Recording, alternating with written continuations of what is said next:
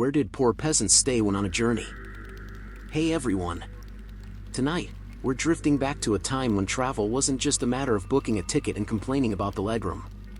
Instead, it was more of an endurance test, one that usually involved sore feet, unpredictable weather, and the faint hope that you might not be robbed halfway to your destination. So, let's dim the lights, get comfortable, and imagine ourselves in medieval Europe.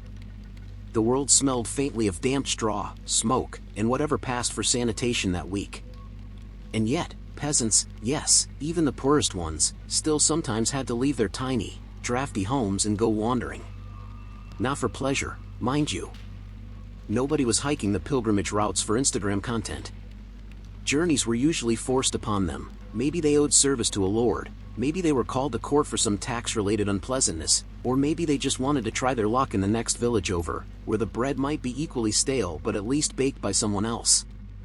The first thing you'd notice, of course, is that there weren't exactly budget hotels sprinkled along the road. The medieval equivalent of a Motel 6 did not exist. And so, our poor travelers had to make do with whatever was at hand. Sometimes, that meant curling up in a barn. Other times, begging shelter from a stranger.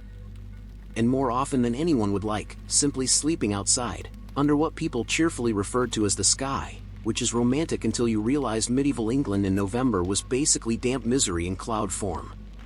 Naturally, the wealthy had options. Nobles traveled with entourages, wagons full of supplies, and the assumption that peasants along the way would be forced to host them, whether they liked it or not. But our focus tonight is on the ordinary folk. The farmers and shepherds, the day laborers, and the unlucky souls who set off with a walking stick, a bundle of bread that went hard after 3 hours, and vague hopes of not dying in a ditch. So, where did they stay? Let's drift through the possibilities. One common stop was, of course, the church. Churches weren't just religious centers, they doubled as a sort of community hub, and sometimes, grudgingly, as free lodging. If you were a pilgrim, especially one headed to a famous shrine, you might be lucky enough to find a hospitable monastery along the way. The monks didn't exactly hand out feather beds and warm baths, but compared to sleeping face first in mud, a hard wooden floor in the presence of chanting brothers seemed downright luxurious. That said, monasteries were choosy. They liked pilgrims with clear religious intentions, not random peasants who vaguely muttered something about Saint whoever and hoped for bread. Arriving covered in road dust and smelling like you had wrestled a goat didn't always earn sympathy. Still, sometimes they offered what was politely called hospitality, which usually meant broth, a hunk of bread, and a corner of the hall where you could curl up and try not to snore too loudly. And yes, pilgrims themselves were often peasants. Because despite what we imagine, going on pilgrimage wasn't just for bored aristocrats who needed a holiday. Ordinary villagers sometimes scrimped for years to afford a journey to a shrine.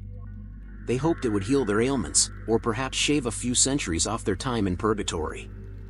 The downside was that such journeys could last weeks, or months. And unless you had a saint working overtime on your behalf, you'd spend a lot of that trip sleeping wherever a tired body could collapse. Let's drift outside now, away from the stone halls of monasteries, and onto the open road. Picture a peasant family on the move. Maybe they're fleeing a bad harvest, or maybe they're following work opportunities. Their belongings are tied in cloth bundles. The children are already whining. They don't exactly have the option to pull up a travel app and find a farmhouse with good reviews. Instead, they keep an eye out for barns. Barns were the medieval traveler's secret weapon. A barn offered shelter from rain, wind, and the occasional wandering wolf. Of course, it also offered hay dust in your lungs, mice in your blanket, and the smell of livestock. Still, compared to the alternatives, it was almost cozy. And peasants knew the etiquette, you asked permission if you could. If the farmer was decent, or at least in a good mood, he might let you bed down among the cows. If he wasn't, you risked being chased off with a stick, which was embarrassing but survivable. Hospitality, after all, was a patchwork affair. Some regions prided themselves on offering lodging to travelers, even poor ones. Others saw strangers as potential thieves and shut their doors at night with wooden bars. Which meant, for many, sleeping outside. Outside was, well, it was the default. A patch of grass, a tree for shade, maybe the ruins of an old Roman wall if you were lucky enough to live near one. Medieval Europe was full of abandoned ruins, castles, monasteries, bits of aqueduct, and these were prime squatting spots for peasants on the move. They were cold, drafty, and occasionally haunted, but then, so were most peasant houses. And what about inns? Ah yes, inns. In theory, they existed. But they weren't designed with peasants in mind. Inns were usually for merchants, travelers with money, or the occasional knight too tired to bully peasants into hosting him for free. If a poor laborer managed to find their way into one, they'd likely be stuffed into a common sleeping hall, on the floor, cheek to cheek with strangers. Privacy was not included. Hygiene was optional. And don't expect fresh sheets, you'd be lucky if the bedding didn't crawl away on its own. That said, inns could be noisy and lively places, full of gossip, dice games, and the smell of ale. For a peasant, staying at one was less about comfort and more about being part of that strange, chaotic community of the road. And sometimes, sharing a fire and a bad story was worth more than having dry feet. But again, this was rare. The typical peasant didn't have coins to spare for an inn. Bread was already stretching the budget. So we come back, again and again, to barns, to monastery halls, to fields under the stars. That was the reality of medieval travel. It's easy to forget just how rare travel was for the poor. Most people lived their entire lives within a few miles of where they were born. Journeys were exceptional, pilgrimages, work migrations, conscription, or being hauled to court. And so, sleeping rough wasn't a glamorous choice. It was just part of the ordeal. Imagine walking 20 miles in worn shoes. You're sore, you're hungry, and the bread you carried has gone from crusty to fossilized. Night falls. You see no friendly lights, no safe door to knock on. You lie down in a field, wrap your cloak tighter, and hope the dew won't soak you through before morning. That was the experience of countless peasants whose names we'll never know. And yet, strangely, it wasn't always considered shameful. In some ways, it was just life. The medieval world had a more casual relationship with discomfort. People expected hardship, expected cold and damp, expected hunger. The bar for what counted as misery was impressively high. Which meant that a night in a barn, with hay under your head and cows snuffling nearby, might actually be remembered fondly. So yes, peasants did travel.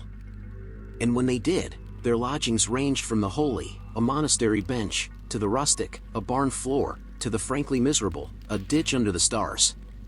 Not glamorous. Not comfortable. But strangely, very human.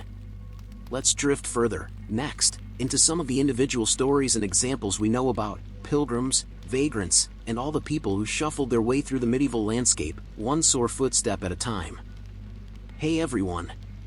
Tonight, we're gliding softly into a world of ruffs, farthingales, codpieces, and more layers of fabric than any reasonable person should ever attempt to wear. Yes, we're talking about Tudor fashion. Now, if you've ever looked at a portrait of Henry VIII, you may have thought to yourself, that man resembles a very determined meat pie wrapped in velvet. And you wouldn't be wrong. Tudor fashion was not subtle. It was designed to show off wealth, power, and the ability to afford tailors who apparently hated the concept of comfort. So, let's settle in, dim the lights, and drift gently into a time when clothing wasn't just clothing. It was status, politics, religion, and a personal statement that often said, "Look at me, I own more fabric than your entire village." Let's begin with the basics. The Tudor period, roughly 1485 to 1603, spanned the reigns of Henry VII, Henry VIII, Edward VI, Mary I, and Elizabeth I. Over that century or so, fashion evolved from late medieval styles into the extravagantly starched and embroidered world we usually associate with Elizabethan portraits. And the Tudors cared about clothing. Oh, they cared very much. It wasn't enough to be king or queen, you also had to look like one. Appearances mattered, perhaps more than personal hygiene, which, to be fair, wasn't a high bar. Take Henry VIII. He's remembered for many things: wives, temper tantrums, and generally looking like a man who couldn't pass a bakery without leaving a trail of crumbs. But he was also a fashion trendsetter. He adored rich fabrics, velvets, silks, satins. He wore jewels sewn directly into his clothes. He strutted about in broad-shouldered outfits designed to exaggerate his size, even as his waistline did that job quite effectively on its own. And then there was the codpiece. Yes, the codpiece. A charming little flap of fabric, sometimes padded, sometimes alarmingly padded, that covered and emphasized a man's most personal assets.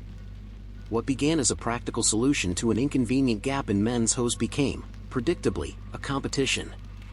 By Henry's time, codpieces were sometimes decorated with embroidery, jewels, or, because of course they were, actual tassels.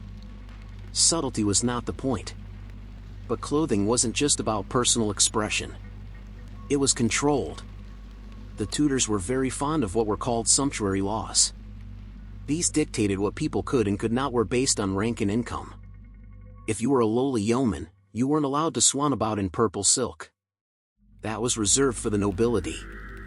The logic was simple: clothing should reflect your place in the great social hierarchy. It wouldn't do for a baker's apprentice to be mistaken for an earl, after all. Of course, people tried to cheat. Wearing clothes above your station was a small but satisfying rebellion. The authorities grumbled, but enforcement was uneven. So, every so often, you'd have a minor merchant strolling around in slightly too fancy velvet, hoping nobody noticed. Still, for the majority of common folk, Tudor fashion wasn't glamorous. Men wore simple woolen doublets, hose, and plain caps. Women wore kirtles, essentially fitted gowns, and aprons for work. Bright colors and fine fabrics were for the rich. The poor stuck with what was practical, durable, and usually itchy.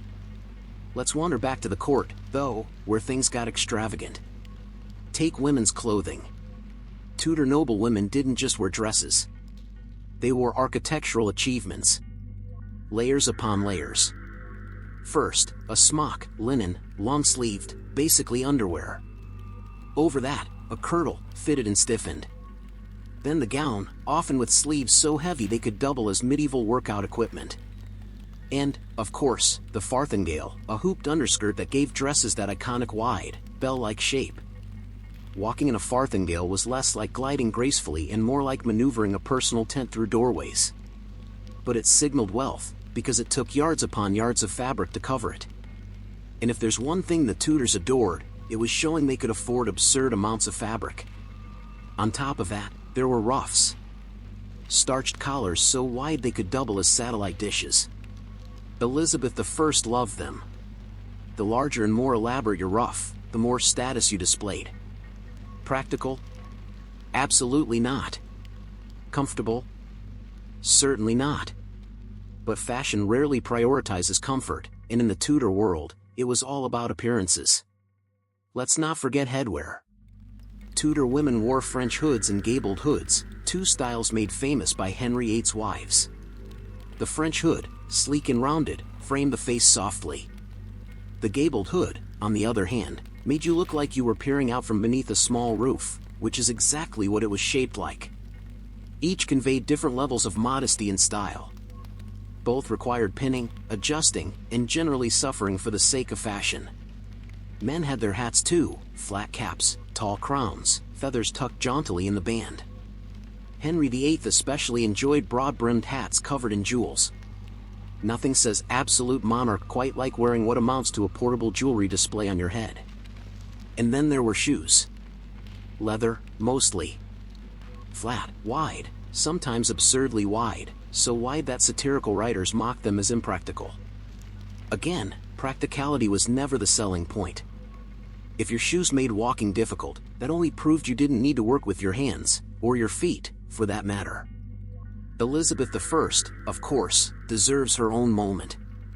Her fashion sense was legendary. She used clothing as propaganda, crafting an image of herself as the Virgin Queen. She wore gowns encrusted with pearls, symbols of chastity. She dazzled courtiers with fabrics imported from across Europe. She powdered her face until it glowed ghostly white, which, yes, was fashionable, but also contained enough lead to slowly poison her. Naturally. Her portraits are almost dizzying, towering ruffs, sleeves exploding with embroidery, gowns shimmering with jewels. It wasn't comfort. It wasn't practicality. It was power, distilled into fabric and lace. Meanwhile, outside the gilded halls, peasants continued wearing wool, linen, and leather. A man might own 2 shirts if he was lucky. A woman might spend years spinning and mending the same handful of garments. Clothing was expensive. For most, it was patched, handed down, repurposed until it disintegrated. The gulf between rich and poor was written not just in law, but in fabric itself. What's interesting is how much fashion intersected with politics. Henry VIII's break with Rome wasn't just religious, it affected clothing. Certain materials, like fine linen and lace, became part of courtly identity. Elizabeth's strict control of her own image was amplified by her clothing choices. Every ruff, every jewel, every carefully chosen color sent a message. So when we talk about Tudor fashion, we're not just talking about outfits. We're talking about a system of social control, of propaganda, of hierarchy displayed on the body. And also, yes, about codpieces large enough to be discussed 5 centuries later. So let's drift away now, from the portraits and the wardrobes, from the heavy gowns and padded doublets. Imagine peeling away those layers of velvet and silk, until we're back in the quiet simplicity of a linen smock, lying on a straw mattress, candle guttering low. The Tudors may have loved their fabrics and finery, but at the end of the day, even queens had to take it all off before sleep. And in that moment, beneath the lace and jewels, they were simply human again. The everyday realities beneath the velvet. Hey everyone. Let's settle in again. Tonight, we're still among the Tudors, but we're going to slip behind the heavy velvet curtains and see what daily life looked like beneath all those layers of silk and embroidery. Because while the portraits show perfectly starched ruffs and gowns glittering with pearls, the reality was rather less polished. Clothing in the Tudor world had a funny way of making people look grand in public and miserable in private. And the Tudors were experts at pretending that misery was glamorous. We might start with laundry, or, more accurately, the lack of it. Those sumptuous gowns and padded doublets? They weren't exactly getting a weekly wash. Soap existed, sure, but the fabrics were too delicate, too valuable. Instead, outer garments were often brushed, shaken, maybe even beaten like unruly rugs, but rarely immersed in water. Underclothes, the humble linen smocks and shirts, took the brunt of daily life. These were washed, because linen could handle it, and because a smock yellowed with sweat was considered just a bit too real, even for the Tudors. So imagine it. The Queen herself might own dozens upon dozens of linen smocks, constantly laundered by armies of servants. A poor farm woman, meanwhile, might have 2. One to wear, one to wash. Both patched until they resembled medieval quilts. And because outer clothes weren't washed, they carried with them the faint smells of daily life, smoke from hearths, damp from the weather, the human body in all its glory. Perfumes and herbs were used to mask this. But you can't fully disguise the scent of a 6-pound velvet gown that's been worn 10 times in August. Now, let's drift gently back to those infamous ruffs. The collars that turned your head into a sort of floral arrangement. Keeping them white was a battle. They had to be washed separately, starched stiff, and then, this is the best part, iron rods were heated and inserted into the pleats to keep them crisp. Imagine your servant slowly attacking your laundry with hot metal sticks while praying not to scorch your precious lace. That was a job in itself. And starch, by the way, was often made from wheat or flour paste, which meant that a badly stored ruff could attract pests. So yes, in theory, your grand white collar might one day be nibbled by a mouse. Not quite the regal image we get from the portraits. As for shoes, well, leather cracked easily, especially in the damp English climate. Soles wore thin. The wealthy could replace them often. The poor, not so much. A pair of shoes was precious. A peasant might wear theirs until toes peeked through the front, stuffing rags inside to delay the inevitable. And for the very poorest, shoes were an occasional luxury. Bare feet were more common than the glittering paintings suggest. But fashion wasn't just material. It was ritual. Dressing a monarch was an elaborate ceremony. Elizabeth I, for instance, didn't just get dressed in the morning. She was dressed at attended by ladies-in-waiting, each garment handed in solemn order, each accessory placed with care. The act of dressing became a kind of theater, reminding everyone of her elevated status. Henry VIII enjoyed a similar spectacle. His wardrobe was legendary, cloaks lined with ermine, cloth of gold, doublets so heavy with jewels they probably jingled when he moved. He had tailors on permanent staff, ready to whip up new outfits whenever the mood, or his waistline, demanded. It was excess woven into fabric. And then there's the matter of dyes. The rich wore colors that shouted. Scarlet from crushed insects. Deep purple from expensive imports. Brilliant black from dyes that required multiple treatments to achieve true depth.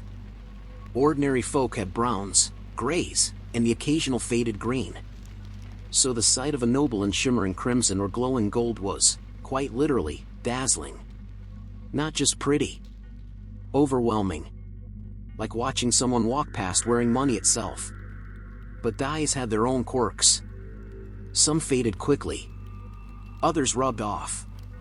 Imagine shaking hands with a courtier in newly dyed gloves and finding your palm faintly blue. That was a possibility.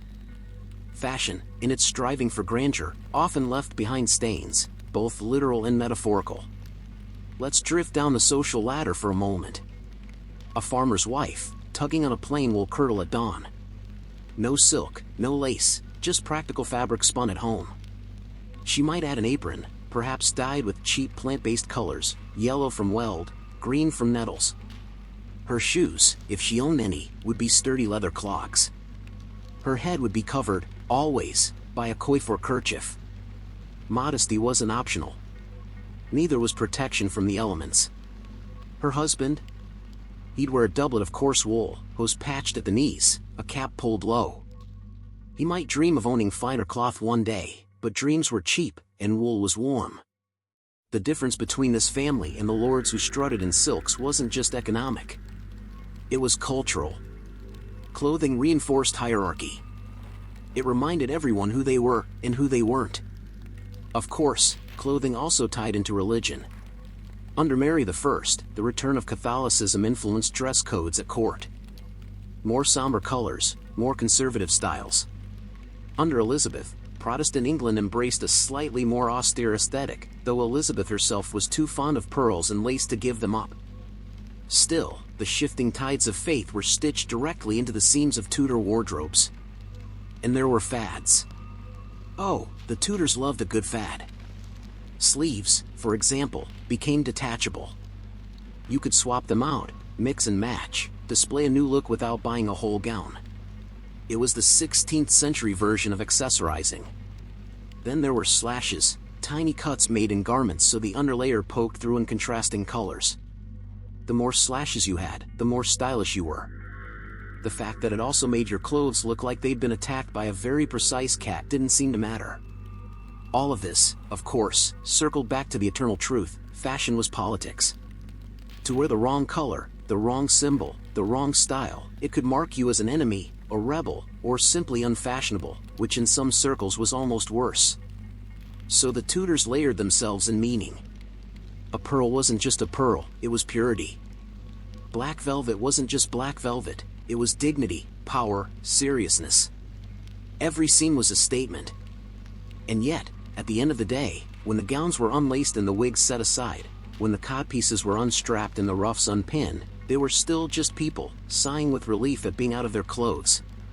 Because even monarchs couldn't sleep in a farthingale.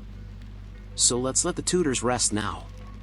Picture a candle guttering low in a darkened chamber, the heavy gowns draped over chairs, the jewels locked away. A queen drifting into dreams with powdered face unwashed, a peasant snoring softly in wool, both wrapped in fabric, both bound by the same world of cloth. And as we drift with them, we remember, fashion isn't just what people wore.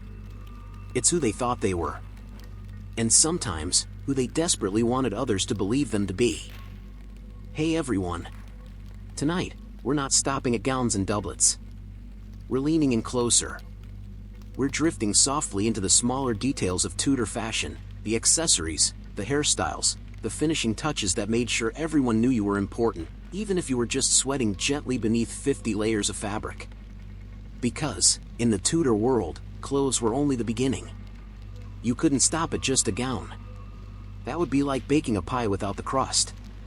And the Tudors were never ones to underbake anything, least of all their appearances. Let's begin with jewelry. Tudor jewelry was heavy, bold, and rarely subtle. Gold chains, jeweled brooches, pendants with religious symbols, and, naturally, pearls. Pearls were everywhere. Elizabeth I practically bathed in them, using them to project purity in her famous image as the Virgin Queen. Of course, we now know she also enjoyed being draped in symbols that said, "I own half the world's oyster population, and no, you can't." Rings were stacked, earrings were dangly, and pendants often doubled as lockets, carrying miniature portraits or tiny religious relics. If you think modern jewelry can be impractical, imagine carrying a miniature gold reliquary pinned to your chest while trying to dance.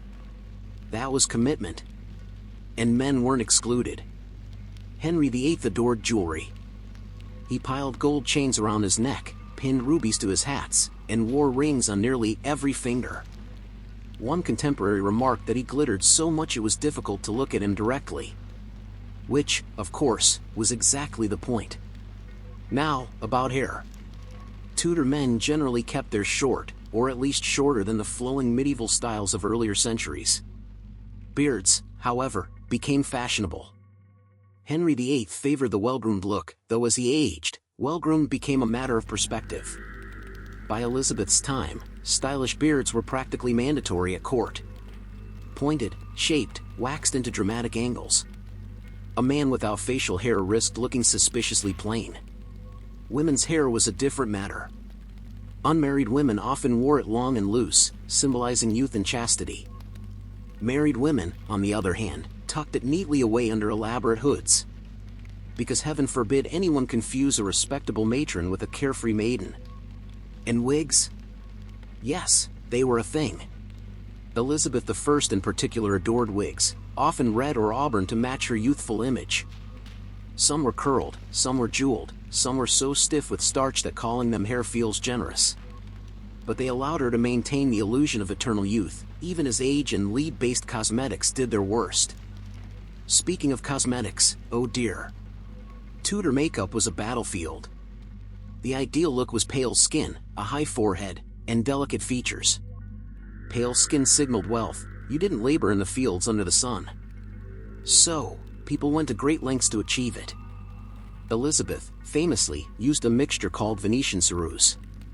A delightful blend of white lead and vinegar, applied thickly to the face. Yes, lead. The substance that slowly poisons you. She wore it for decades, layering more and more to hide blemishes and scars. By the end of her reign, her skin beneath the makeup was said to be in terrible condition. But the mask held. Appearances first, health second. Rouge was used sparingly, just enough to add a faint flush to the cheeks. Lips were tinted, eyebrows darkened. And for extra glamour, women sometimes glued tiny patches of velvet or silk to their faces in decorative shapes. A heart, a star, even a crescent moon. A whimsical way of covering up blemishes, or possibly smallpox scars. We can't forget belts and girdles. These weren't just practical, though they did keep all that fabric in place. They were decorated, jeweled, and often carried small tools or charms.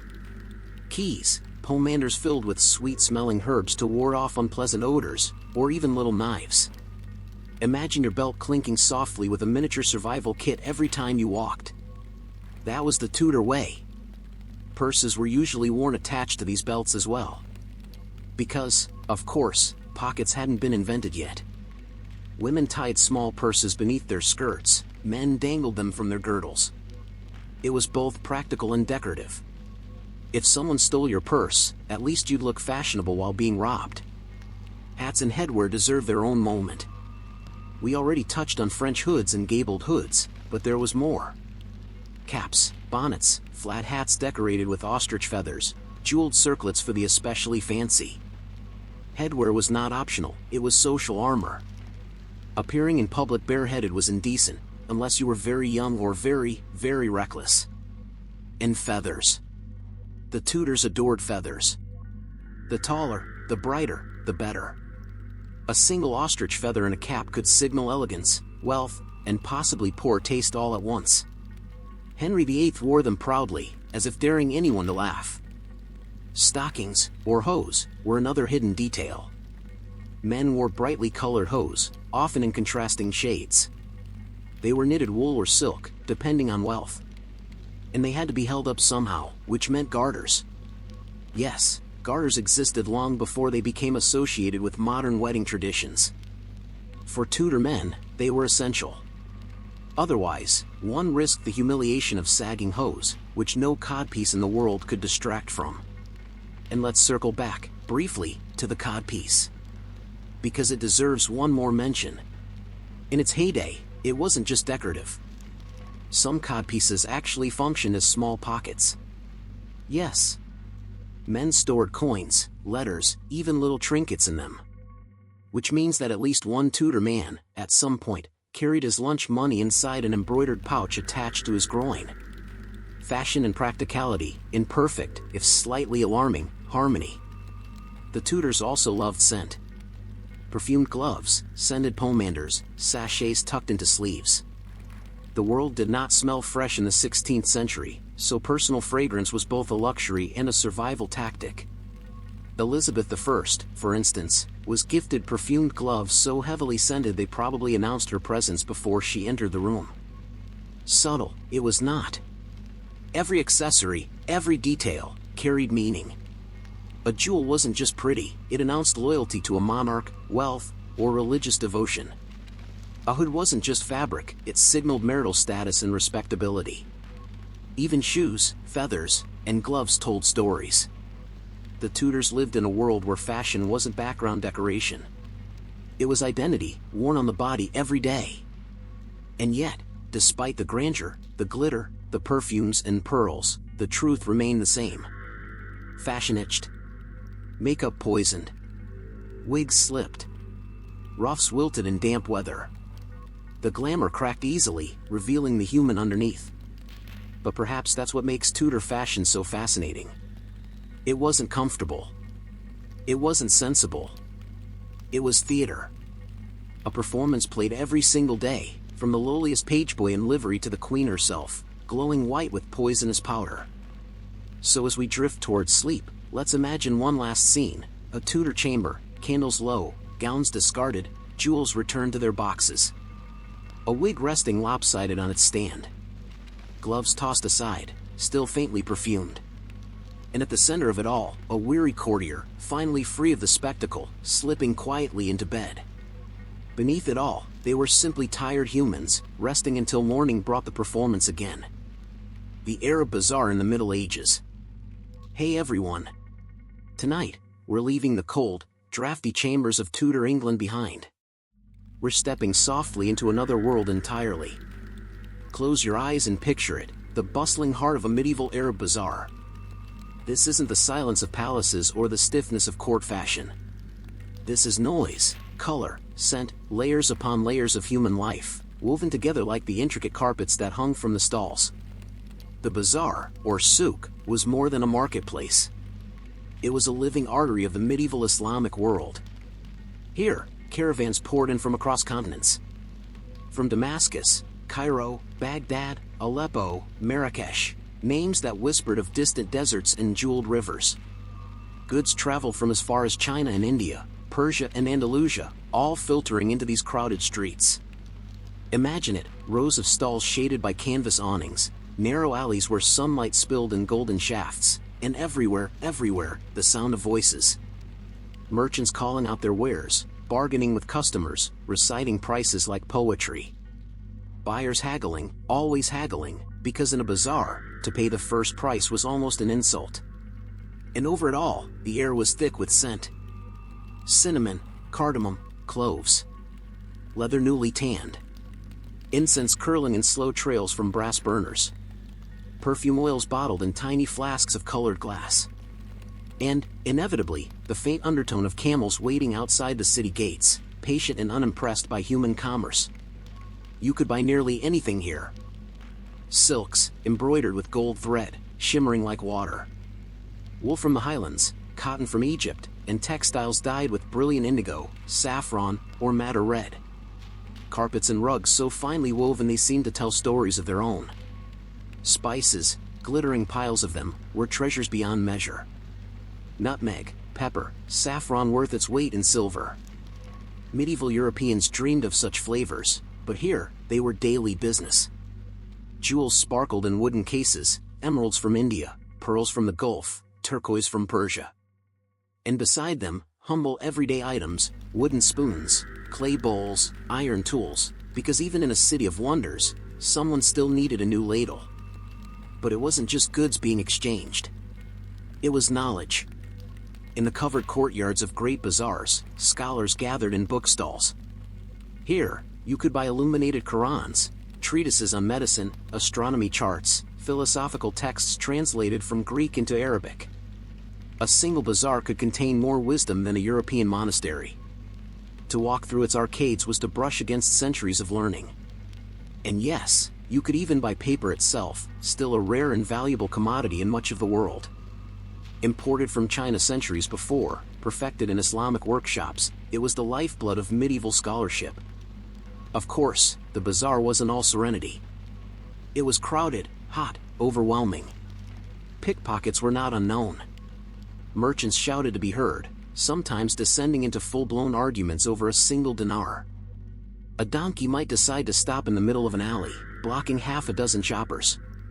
Chickens sometimes escaped their cages. Children darted between stalls with alarming speed. And yet, amid the chaos, there was rhythm. The call to prayer rang out, and merchants paused to spread their mats and pray. At night, lanterns glowed, and storytellers took their place on low stools, spinning tales of travelers, lovers, and kings for anyone willing to stop and listen. The bazaar was also a place of performance. Merchants weren't just selling, they were actors on a stage. A fabric seller would drape silk over your shoulder, urging you to feel how light it was, how it caught the sun. A spice dealer might press cloves into your palm, letting the sharp, sweet aroma do the persuading. A jeweler, holding a pearl to the light, would remind you, with a sigh, that it was the last of its kind, and once it was gone, you'd regret your hesitation forever. Of course, he had 3 more just like it under the counter. But that was the art of the bazaar. And if you grew weary of bargaining and bustle, you could step aside into the cool arcades. Sip sweet mint tea, listen to the trickle of a courtyard fountain, and watch the world go by. Merchants arranging their stalls. A scribe carefully copying out verses for a customer. A group of travelers, dusty from the desert, marveling at the sights. The bazaar was the city's beating heart. To walk through it was to feel connected, not just to one town or one people, but to a world stretching across continents. Goods from China, Africa, Europe, and Arabia all met here. Languages mixed, ideas flowed, lives intersected in fleeting exchanges over a handful of coins. And yet, as with all history, the reality beneath the romance was simpler. The bazaar was hot. It was noisy. Prices were inflated. Merchants tried to cheat you if they could. Buyers argued until their throats were sore. And more than one person probably went home regretting a purchase they absolutely didn't need. In other words, not so different from a modern shopping mall. Only with more camels. So tonight, as you drift towards sleep, imagine yourself wandering those narrow lanes. The stalls closing for the evening, lanterns glowing faintly in the dusk. The smell of spices still clinging to the air. The sound of distant voices fading into quiet.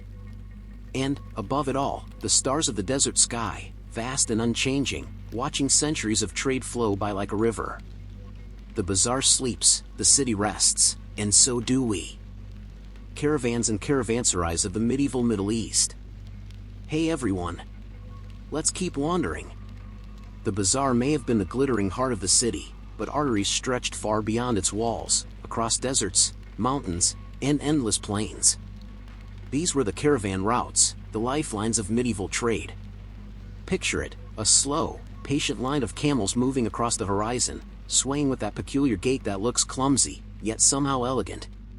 Camels, the so-called ships of the desert. Though to be honest, they were more like the budget airlines of the medieval world. Loud, bumpy, prone to spitting at passengers. But reliable. Always reliable. A typical caravan wasn't small. 50 camels at least, often hundreds, strung together in a deliberate rhythm. Merchants, guards, servants, cooks, animals carrying bales of cloth, sacks of spices, chests of coins. And yes, inevitably, a few travelers who'd made the questionable decision to cross a desert for the sake of adventure. The pace was slow. About 20 miles a day on a good stretch. Less when sandstorms hit, or when a camel decided it was absolutely done with walking for the day. Which happened often. Camels have their own schedule, and humans were simply along for the ride. The desert wasn't empty. Routes wound from oasis to oasis, where wells bubbled up just enough water to keep life moving. Small towns grew up along the paths, each one living from the endless traffic of merchants and pilgrims. Caravans became moving communities, bound together not just by commerce, but by the shared understanding that survival depended on cooperation. Still, the dangers were real. Bandits were a constant threat, and more than one caravan ended its days scattered across the sands, valuables liberated by opportunistic raiders. Hence the guards, grizzled men with spears and bows, paid to glare suspiciously at the horizon. And of course, there was always the heat. Blistering sun by day, bitter cold by night. Sand in your clothes, sand in your food, sand in your soul. No one came back from the desert without sand lodged somewhere permanent. So where did all these weary travelers stop for the night? Enter the caravanserai. These were the great inns of the medieval Middle East. Enclosed stone structures, often with a single massive gate and a courtyard inside. Think of a hotel, if the hotel was designed with camels in mind. A caravanserai offered stables for animals, rooms for merchants, storerooms for goods, and sometimes even a little mosque or prayer hall tucked in the corner. Water was stored in great cisterns, food could be bought or cooked, and weary travelers could collapse onto mats and finally, stop swaying with the rhythm of a camel's walk. The design was practical. Thick walls kept out both bandits and the desert wind. A single entry point made it easy to guard. The courtyard meant everyone, animals, goods, humans, was in sight. Privacy was minimal, but security mattered more than personal space. Some caravanserais were humble way stations, just stone, dust, and shade. Others, especially along the Great Silk Road routes, were surprisingly grand. Picture arched gateways, carved stonework, even decorative tile patterns gleaming under the desert sun. They were built by sultans and empires not just out of generosity, but as investments. Healthy trade routes meant healthy taxes. Inside, the atmosphere was lively. Merchants laid out goods for display even before reaching the bazaar. Storytellers entertained the weary. Cooks sold hot stews, flatbread, and sweet tea. Camels snorted indignantly at being tethered. Dogs prowled for scraps. Children, because yes, there were always children, chased each other between bales of fabric and baskets of fruit. Imagine trying to fall asleep to the chorus of snoring men, groaning camels, barking dogs, and one traveler insisting on telling everyone about the time he saw the sea. Sleep didn't always come easily, but at least it came in safety. And so, the rhythm of medieval trade pulsed on. Days of plodding camels. Nights in stone-walled inns. Weeks, sometimes months, of slow progress across landscapes that felt endless. But in those weary miles, a world was being stitched together. Spices from India found their way to Damascus. Silk from China shimmered in Cairo. Books copied in Baghdad ended up in Andalusia. Ideas, inventions, and stories traveled side by side with goods. The caravan routes were more than commerce, they were connection. And every traveler who rested in a caravanserai, every camel that begrudgingly carried a load, played their part in that invisible web. Of course, from the perspective of the average merchant, it was less romantic. It was simply business. Walk, unload, bargain, reload, walk again, and pray the next caravanserai actually had clean water and not just a suspicious puddle guarded by an equally suspicious goat. Still, when you think about it, there's something strangely soothing in that monotony. The slow pace, the steady rhythm, the endless line of camels moving forward, always forward. No rush, no deadlines, no inbox full of emails. Just sand, stars, and the sound of hooves. A medieval lullaby, of sorts. So tonight, as you drift deeper into rest, picture yourself under the high desert sky. The caravanserai courtyard quiet at last, lanterns flickering low. The camels finally silent, the merchants asleep, the guards leaning against the gate with heavy eyes. The desert winds sigh beyond the walls. And above, the same constellations that guided caravans centuries ago. The world outside was vast, dangerous, and unpredictable. But within those stone walls, for one night at least, there was safety. A pause in the journey. A moment of stillness. Just the kind of stillness that helps us rest too. The Silk Road and the ties that bound worlds. Hey everyone. Let's keep wandering. We've left the caravanserai behind, the camels are swaying again, and the horizon is stretching further. This time, we're not just traveling across one desert. We're following the threads of the Silk Road, that vast and tangled network of trade routes that stitch together half the known world. The name, Silk Road, makes it sound neat and singular. In reality, it was anything but. There wasn't one road. There were dozens. Hundreds.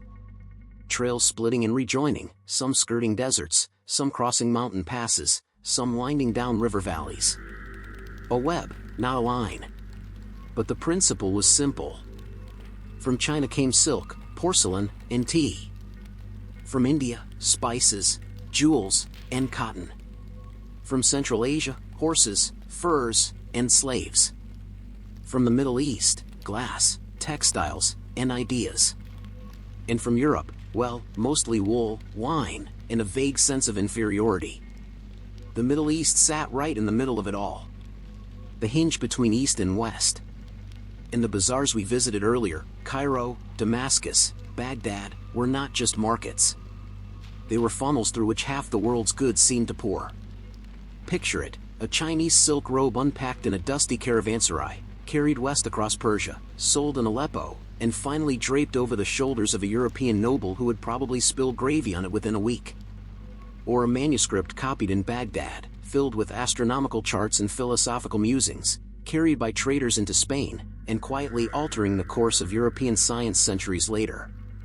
All because someone loaded a camel with parchment and thought it might sell. And yet, the Silk Road wasn't just about material things. Ideas traveled too. Religions spread. Islam moved eastward, Buddhism westward. Christian missionaries wandered further than you might expect. Medical knowledge, mathematical systems, philosophies, all of it floated along with the caravans, woven invisibly into the same fabric as the silk and the spices. And diseases, of course. We can't forget those. The Black Death itself likely hitched a ride along these routes, sneaking westward with fleas, rats, and unsuspecting merchants. A grim reminder that global trade has always had its downsides. Now, let's linger a moment on the goods themselves. Because to medieval buyers, some of these items felt almost magical. Take silk. Light as air, shimmering with a life of its own, and impossible for Europeans to replicate until many centuries later. To own silk was to own a piece of distant mystery. Or porcelain, smooth, delicate, white as bone, ringing like a bell when struck.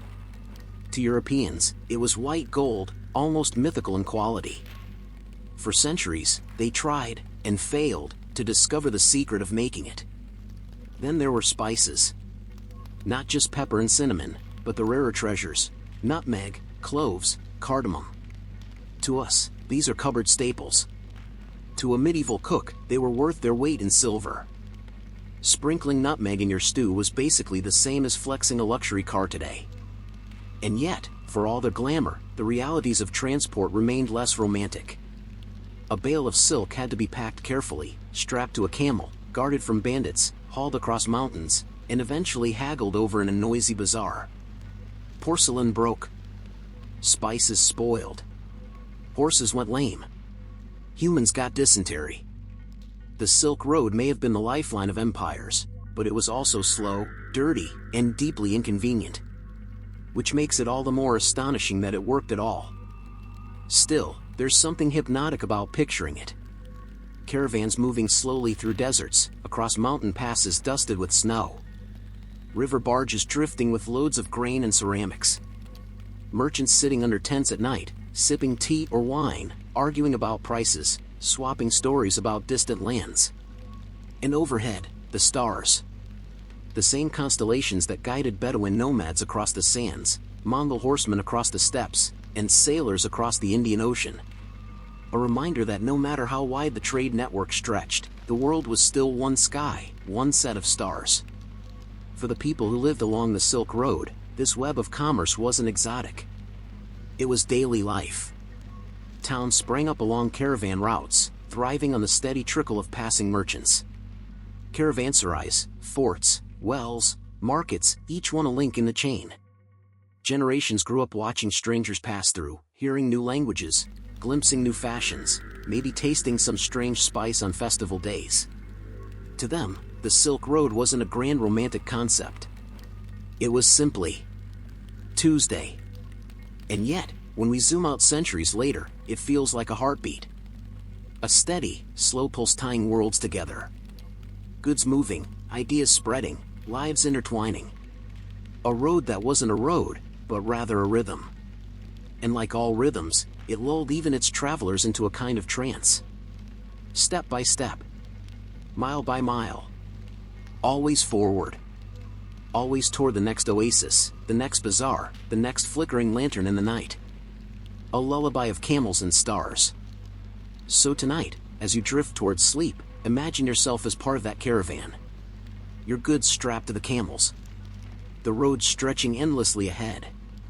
The air cool, the desert quiet. Only the shuffle of hooves, the whisper of sand, the murmured voices of merchants in half a dozen languages. The Silk Road unwinds before you like a ribbon. Slow. Steady. Infinite. And for now, there's nothing to do but follow it, step by step, into the dark. Daily life in the cities of the medieval Middle East. Hey everyone. We've followed caravans through deserts, wandered bazaars, and traced the threads of the Silk Road. Tonight, let's pause inside the cities that anchored all of it: Baghdad, Cairo, Damascus. The hubs of medieval urban life. If the caravanserai was a dusty oasis, these cities were sprawling worlds in themselves. Walls, gates, mosques, markets, palaces, gardens, bathhouses. Noise and silence. Wealth and poverty. 100 lives overlapping in the same narrow streets. Let's start with mornings. The day began early. Long before sunrise, the call to prayer echoed from minarets, voices carrying across rooftops and alleys. Merchants stirred, bakers lit their ovens, children were shaken awake for lessons.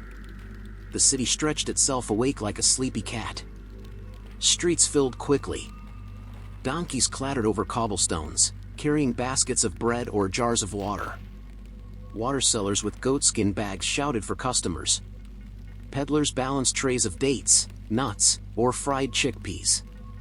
Scribes sat cross-legged at low tables, ready to write contracts or love letters for anyone who couldn't read. And everywhere, the smell of food. Fresh bread from communal ovens. Lentil stews simmering. Spices warming in pans.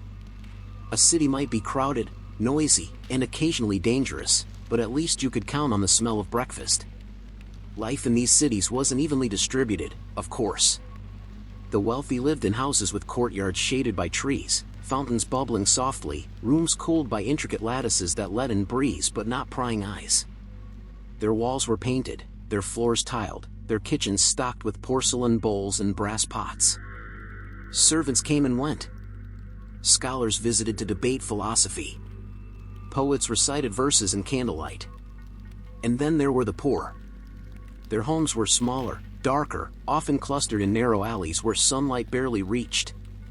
A single room might serve as bedroom, kitchen, and storeroom. Privacy was minimal, comfort scarce. Water came from public fountains or cellars passing through. And yet, these neighborhoods pulsed with life. Children running, neighbors gossiping, small shops tucked into every corner. Cities always hold both. Splendor and struggle, side by side. The heart of daily life, though, was the market.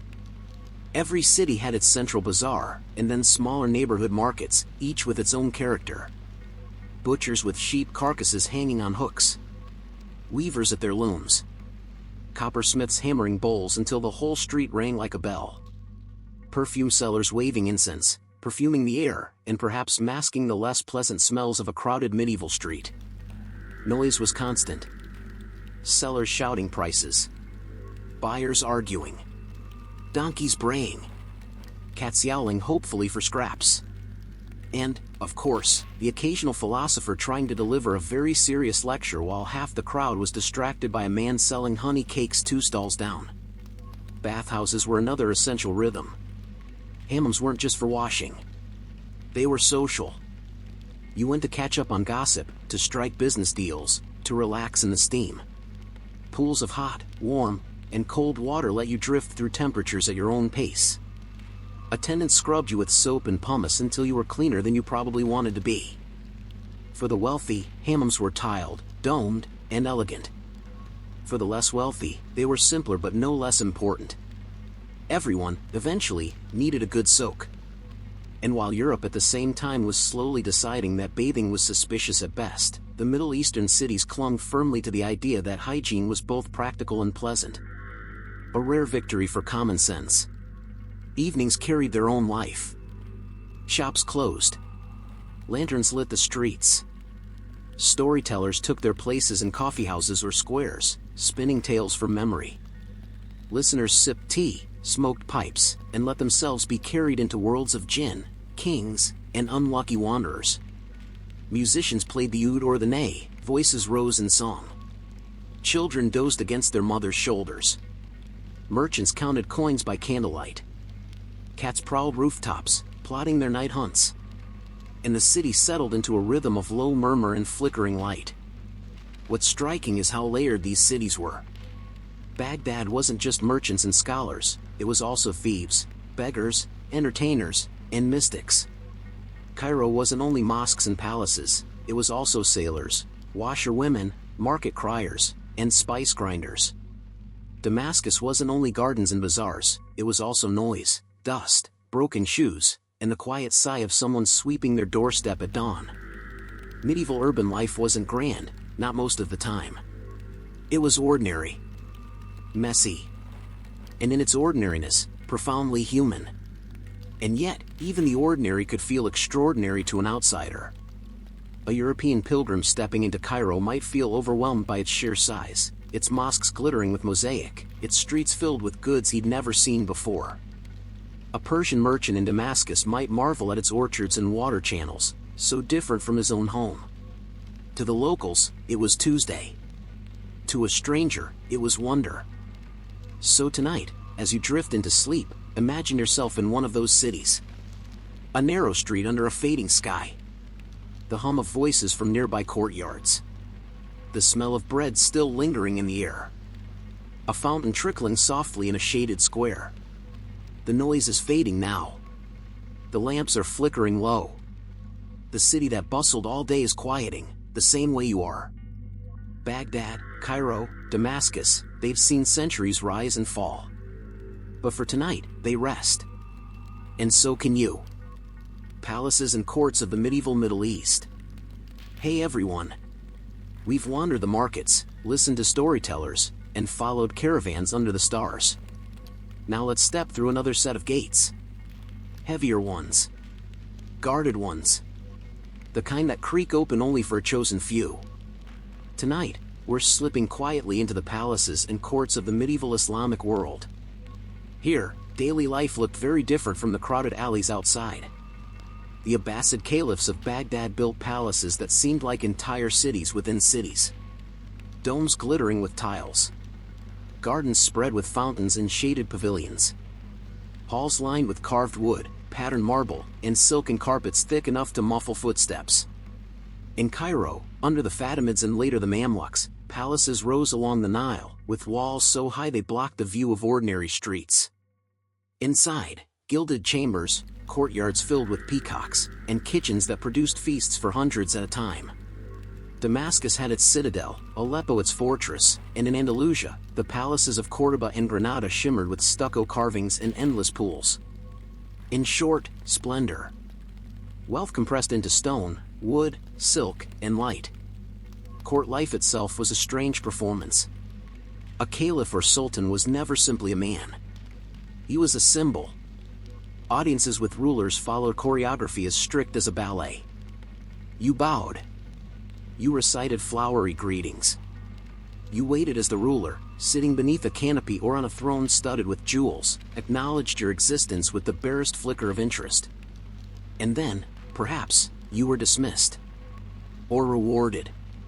Or, if things went badly, imprisoned. Court was a place where fortunes were made and unmade with a nod. Naturally, this encouraged a great deal of flattery.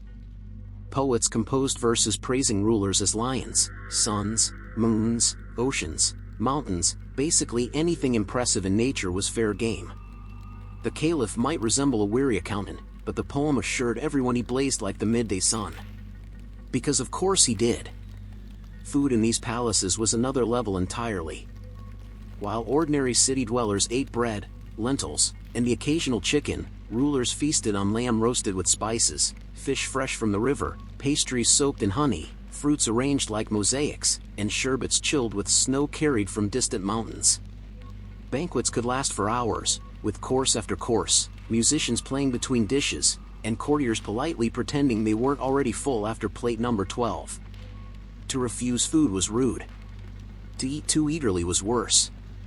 So one learned the delicate art of nibbling in public and regretting it in private. And then there was fashion.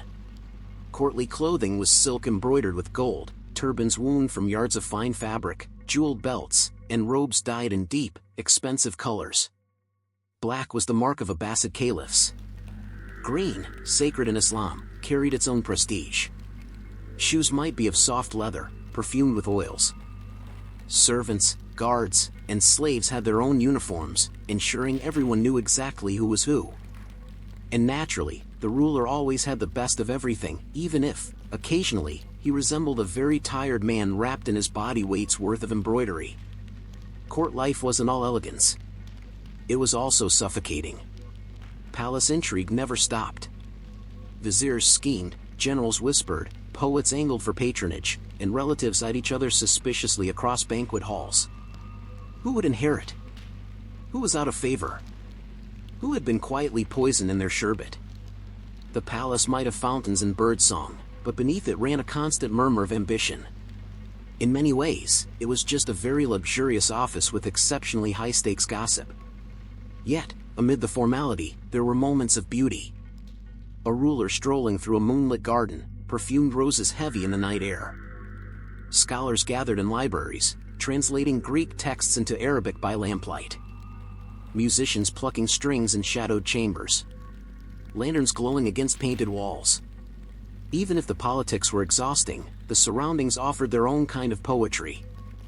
And outside the palace gates, ordinary life went on. Merchants still argued over prices. Children still chased cats. Bread still baked in ovens. The divide between ruler and ruled was vast, but they shared the same city, the same river, the same rising and setting sun. The caliph might have gold-threaded robes, but he still lived under the same sky as the man carrying water jugs through the streets. A small reminder of how unequal, and yet how strangely connected, life always is. So tonight, as you rest, picture yourself in those palace halls. Lantern light flickering on tiled walls. The scent of jasmine drifting in from the gardens. Musicians playing softly as the last guests slip away. The ruler retires. The courtiers whisper their last schemes. The gates close. And silence settles over the palace at last. For all its glitter, it too needs its sleep. And so do we. Food, music, and leisure in the medieval Middle East. Hey everyone. Since we've already tiptoed through palaces and courts, let's do something a little more comforting tonight. Let's sit down to dinner. And maybe linger after with a bit of music, poetry, or even a game. Because life in the medieval Islamic world wasn't only about politics and palaces. It was also about food, laughter, and the small amusements that helped people forget, briefly, that their rulers were plotting against each other upstairs. Let's start with food. At the street level, daily meals were simple. Bread, always bread, round loaves baked in clay ovens, sometimes sprinkled with sesame, sometimes dipped in oil. Lentils, chickpeas, onions, and rice. Maybe some yogurt or cheese. Dates, of course, since they were the medieval equivalent of both snack and energy bar. If you had a little more money, you might buy roasted chicken from a street stall, or a meat stew thick with cinnamon, cumin, and coriander. Fish in coastal towns. Lamb in the cities. And sweets, always sweets. Honeyed pastries, date cakes, almond confections. Sticky, filling, slightly too much, and entirely irresistible. Naturally, the upper classes went overboard. They had cooks experimenting with elaborate dishes just because they could. Lamb stuffed with rice, which was stuffed with almonds, which was stuffed with raisins. It was like culinary Russian nesting dolls, except edible. Dishes dyed in bright colors using saffron or spinach juice. Sherbets flavored with fruit and cooled with mountain snow, because why not have a drink chilled by a man who carried ice on a camel for 100 miles? Banquets became both performance and excess. The rule was, more dishes than anyone could possibly finish. And then some more after that. A polite way of saying, look how much wealth I can literally put on the table. And after eating, there was entertainment. Music filled the medieval Middle East. Strings, flutes, drums, lutes, and the haunting voice of singers who often blurred the line between poetry and melody. Musicians were respected, sometimes feared, and occasionally mocked, as all artists are. They could soothe an angry ruler or accidentally play the wrong tune and find themselves out of work the next morning. Poetry was everywhere. It was performed in markets, in palaces, even in gardens under the moon. It wasn't some niche art form, it was part of daily life. Poets recited verses about love, about wine, about the pain of being alive, about how annoying camels were, about God, and often about all of the above at once. Everyone memorized at least some poetry, the way people now memorize lines from films or songs. It was currency, a way to impress, a way to win favor, or just a way to pass time. If you were clever with words, you could climb surprisingly high in court. If you weren't, well, hopefully you were at least good at carrying trays of food. Games too had their place. Chess, especially. The game traveled from India through Persia and settled comfortably in the Middle East, where rulers and scholars alike spent hours moving pieces across checkered boards. It was more than a game, it was an allegory for life and politics. The king is slow, the queen is powerful, the pawns are expendable, and the whole thing can collapse with one bad move. People drew lessons from chess, and some, predictably, still lost every match despite the metaphors staring them in the face. Backgammon was another favorite, along with gambling games played with dice, though officially frowned upon by moralists. Naturally, being frowned upon only made them more popular. And then, of course, there were less public entertainments. Drinking wine, though technically forbidden, was very much a pastime. Tavern life existed. Private parties flowed with cups of red or white. Poets wrote verses about the pleasures of wine and then hastily added a moralizing ending so nobody accused them of corruption. It was the medieval equivalent of "don't try this at home." Storytelling remained perhaps the most beloved form of leisure. In cafes and markets, people gathered to hear tales, epic romances, heroic adventures, comedies of foolish neighbors, or travelers' accounts of strange lands. Over time, these grew into the vast cycle we now know as 1001 Nights. Stories nested inside stories, like a never-ending dream, told by candlelight while cups of coffee, or wine, depending on preference, circulated through the crowd. If you step back, what you see is a culture where eating, listening, and telling stories tied people together. Whether in the humble tavern, the bustling market, or the glittering palace, people wanted the same things: a good meal, a bit of laughter, a song, a tale, a game, a drink. The differences were in scale. The poor man had bread, the rich man had bread layered with honey and pistachios and decorated with gold leaf. Both filled their stomachs. Both wanted something sweet to end the night. It's comforting, really. Across centuries and continents, the essentials don't change. People wanted food, company, and a distraction from reality. Which sounds a lot like us now, sitting with headphones, listening to history to fall asleep. So let's imagine closing our eyes in that world. A chessboard waiting in the corner. A lute string humming faintly in the air. The smell of baked bread drifting in from the kitchen. The quiet murmur of a story just beginning. The city outside might be restless. But here, in this quiet circle of food and sound, the night settles like a soft blanket. And with that, we'll drift onward next time.